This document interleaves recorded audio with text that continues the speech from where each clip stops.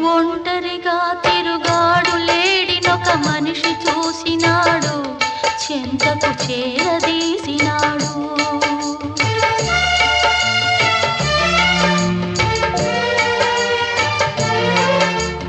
అభమో శుభమో తెలియని లేడి అతనిని నమ్మింది, తన హృదయం పరిచింది.